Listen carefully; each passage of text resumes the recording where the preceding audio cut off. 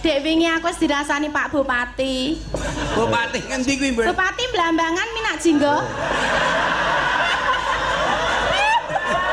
Pangsulan nombol. Kuwi Minak Jinggo iki ketoprak kok dadi. Lho lah wong pancen aku sok moco. Wingi ya ditimbali digoleki karo Pak Bupati. Tenane. Iya tenan kandha karo aku kok. Terus Nggo ganjel kulkas. Nek aku krungu kuwi dibutuhke Pak Lurah. Kon ngapa? Ya wis ben wong tak ikhlaske wae. piye-piye arep dikersake kanggo apa? Nggih anu kentongan kelurahan ra ilang to. Dadi kowe gondal gandul dituthuk sapa-sapa. Terima-terima Mbak Ramini bentok Lho, upama kula niku arep dikersake Pak Lurah. Iya. Nggo kentongan to. Nggih. Ah pikir-pikir dulu dong. Ayo. Ajake. Aku ya mau kan. Iya. Lah mitena kan aku nggo kentongan tenan, ya yen sing nuthuk mung Pak Lurah wae tidak jadi masalah.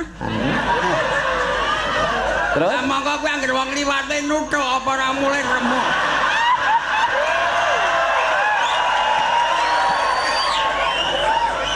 mulai ya ajur nek ngapa. Ya Ora nusul iya. iki. Tegese sis kamling iki anggere wong rak mbutuhke Kentongan. ngingek-ngingeke. Ya. Nuthuk kentongan. Gubeng desa gugah wong turu ben aja ning maling. Lah kowe sing becik ra ngono. Ya. Wong yo ngelingi aku dhewe wis wegah rondo. Heeh. Nuthuk wis wegah aku iki jan. Pangono nuthuk kentongan balko ya bokone. Ya neng ya iya.